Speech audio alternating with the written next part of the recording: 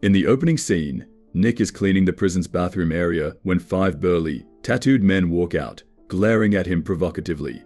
After they leave, Nick enters the bathroom and discovers another man hanging, his hands tied. Nick shouts for the guards while trying to save him. Another inmate arrives and helps Nick lower the man. Strangely, Nick's act of saving the man doesn't receive any praise. Shortly after, a group of prison guards pulls Nick and the inmate who helped him aside and beats them. The head prison guard mentions that he received a letter from the man who was about to hang himself, stating that a gang member would be sent out of prison. Nick doesn't understand Japanese, so he's clueless about what the guards are saying. The head guard becomes increasingly agitated and eventually orders Nick to be confined in solitary. Inside the cell, Nick discovers he's sharing the space with the man he saved earlier, who introduces himself as Koshi, a member of the Yakuza clan Shiratsu. Koshi then seeks Nick's help and tells him about a plan to escape. Koshi plans to fake another suicide attempt, hoping the guards will send him to the hospital, where a Shiratsu clan member will help him escape. In exchange for Nick's help, Koshi promises that the brothers in the Shiratsu clan will repay him in the future. The plan is set in motion. While the prisoners are working in the yard, Nick finds a rock and later sharpens it so that Koshi can use it. A few days later, back in solitary, Koshi prepares to stab himself with the sharpened rock and asks Nick to ensure that he survives the attempt. "I need you to keep me from dying and call the guards to save me," Koshi tells Nick. The plan goes smoothly. Seeing Koshi's critical condition, the guards panic and raise the alarm. Long story short, Nick manages to get an early release from prison. He cuts his hair, shaves his beard, and leaves prison with a fresh look. A man in a car waits for Nick outside, ready to take him to the Shiratsu headquarters in Osaka. Upon arrival, Nick is welcomed and thanked for his help by the Shiratsu clan officials.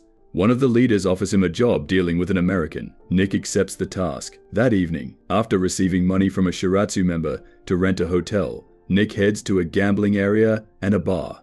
At the bar, he meets a stunning Japanese woman who immediately catches his eye, and he tips her generously. The next day, Kiyoshi takes Nick to a factory to meet an American named Anthony Panetti. Nick's job is to negotiate with Panetti regarding his metal factory and business, as Panetti had previously rejected the Shiratsu clan's offer. Panetti had also received a competing offer from another gang, the Shizu clan from Kobe, through an American negotiator. Panetti, however, is far from welcoming. He criticizes Japanese culture and the Yakuza, making it clear he won't sell the factory's metal at a lower price. After rejecting Shiramatsu's offer, Panetti tells Nick to leave his office.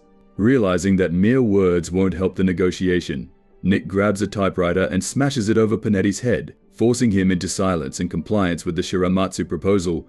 Following the successful completion of his first task, Shiramatsu officials take Nick out to a bar, accompanied by Kiyoshi. However, while they're drinking, the Shizu clan shows up, confronting them about what happened to Panetti. A Shizu clan member repeatedly provokes Nick until Nick loses his temper and smashes a bottle over the man's head.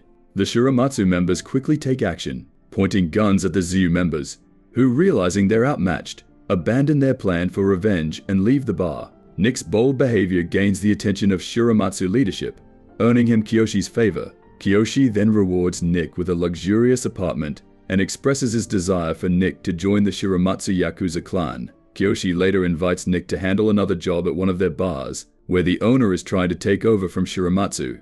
When negotiations fail again, Nick slashes the bar owner's throat, and Kiyoshi finishes the job with a stab. After completing the task, Kiyoshi invites Nick to a nightclub owned by the Shiramatsu clan. Here, Nick spots the beautiful Japanese woman he had seen earlier at the bar, dancing with some men. As Nick watches her, Kiyoshi pulls her away from the dance floor and scolds her, concerned that the Shizu clan members might bring weapons to the nightclub, endangering her. Kiyoshi then asks Nick to take the woman, revealed to be Kiyoshi's sister, Miyu, home. Nick obliges, but when they reach Miyu's doorstep, she teasingly invites him inside. They end up becoming intimate, and Nick notices a Yakuza tattoo on Miyu's back. The next day, things take a serious turn when Kiyoshi calls Nick for a new assignment. He asks Nick to purchase weapons from an American soldier, emphasizing that the soldier must not know that the deal is connected to the Shiramatsu clan, meaning Nick has to handle the task on his own. Nick heads to the docks, where he's supposed to meet the American soldier for the weapon trade. However, instead of the soldier, he finds a dead body. Shortly after, the Shizu clan arrives. intending to stop the weapon trade and rob Nick of his money. Fortunately, Nick had hidden the money in his car earlier, so the Sisu members are unable to find it.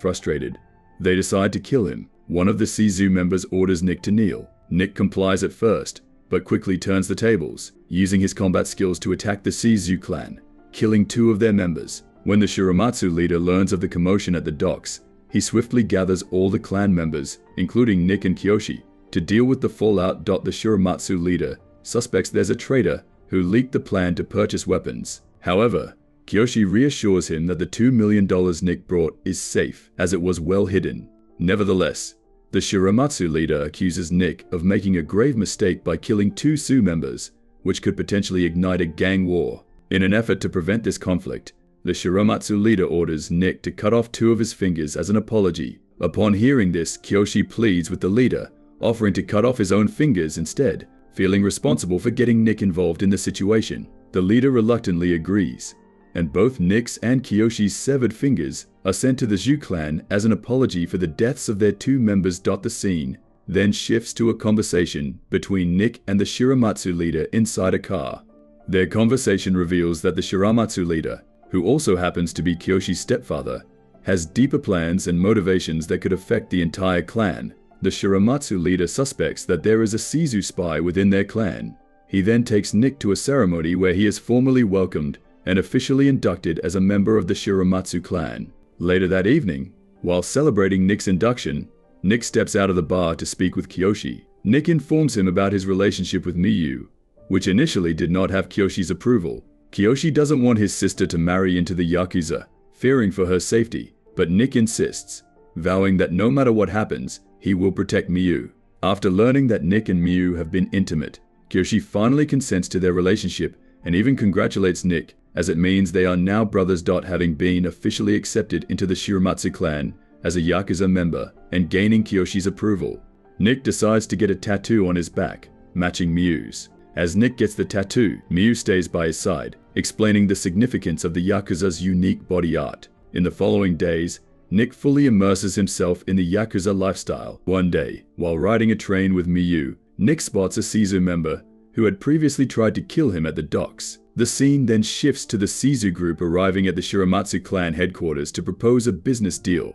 However, the Shiramatsu leader feels insulted because the Sisu clan didn't bring their leader, instead sending someone considered too young. Despite the leader's obvious displeasure, a Shiramatsu officer named Orochi persuades him to consider the proposal, but the Shiramatsu leader ultimately rejects it. That night, while Orochi and Kiyoshi are drinking, Orochi expresses his frustration that the Shiramatsu leader didn't take his advice. Although Kiyoshi had warned him about this, it seems Orochi has already been consumed by his anger.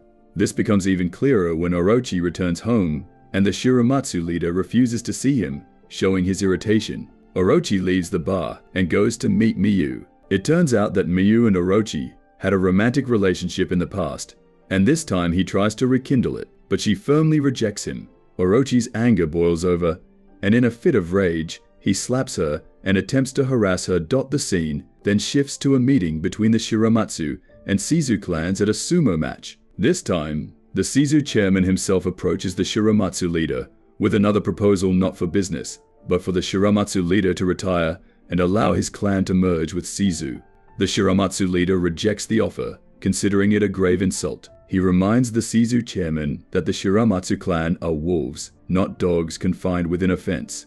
Before leaving, he warns the Sisu chairman to be careful on his way back to Kobe. Meanwhile, an American man suddenly greets Nick on his way home. The man is Paulie Bowers, an American soldier and Nick's former partner.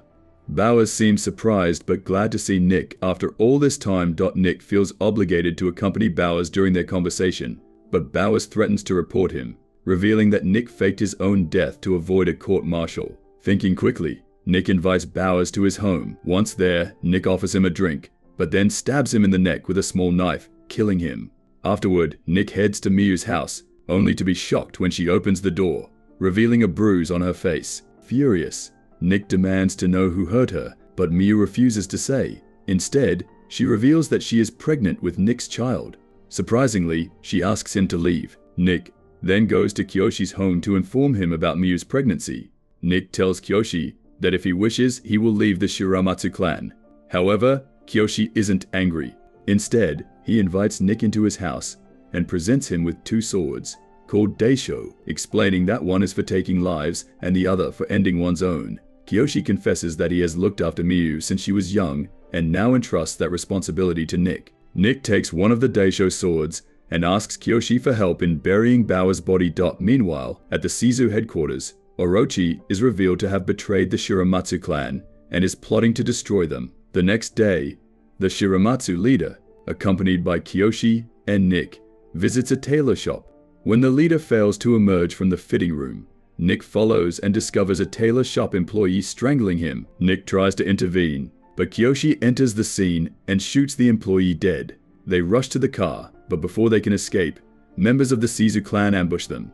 In the ensuing fight, Kiyoshi is shot and killed by a Shizu member, but Nick and the leader manage to escape. Back at their base, the Shiramatsu leader gathers the remaining clan members and reveals that Shizu members had infiltrated their ranks, hinting at a traitor. They declare war on the Shizu clan, determined to seek revenge. When Nick informs Miyu of Kiyoshi's death, she becomes hysterical. The Shiramatsu clan then begins systematically eliminating Shizu members. After Nick successfully intimidates a high-ranking Shizu leader, it seems the Shiramatsu are on the verge of winning the war. However, the Shizu leader sends a young boy to the Shiramatsu headquarters with a message offering to end the war. He invites the Shiramatsu clan to fight in a neutral area without weapons. The Shiramatsu leader agrees and sends Nick and other members to the docks for the battle. To their surprise, the Shizu chairman arrives with Orochi, who admits to betraying the Shiramatsu. Despite this, the Shiramatsu leader, who had considered Orochi like his own child, forgives him and approaches to embrace him. In a sudden twist, Orochi stabs the Shiramatsu leader to death. The Shiramatsu members, surrounded and unarmed, can only watch in horror. Orochi declares that the Shiramatsu clan is finished and offers his life if Nick leaves Miyu behind. Nick refuses and prepares to attack, but a sniper shoots him in the leg. Meanwhile, the police raid the Shiramatsu headquarters and set it on fire. That night, Nick sneaks into Miyu's home, which is guarded by the Shizu clan, intending to take her away. He then heads to the Shizu headquarters with the Daisho sword that Kiyoshi had given him, boldly requesting permission to kill Orochi. When Nick confronts Orochi, Orochi throws the Daisho sword back at him, stating that Nick will never truly be part of the Yakuza because he's just an outsider. In a sudden impulse, Nick decapitates Orochi with the sword. Unexpectedly, the Shizu clan leader stops another member from shooting Nick. Instead, he tells Nick to go home, recognizing that Nick has avenged the Shiramatsu by killing Orochi. The film concludes with Nick arriving at the apartment where he has hidden Miyu. She embraces him tightly, and a Shiramatsu Yakuza member guarding the apartment bows to Nick, suggesting that he may be the next leader of the Shiramatsu clan.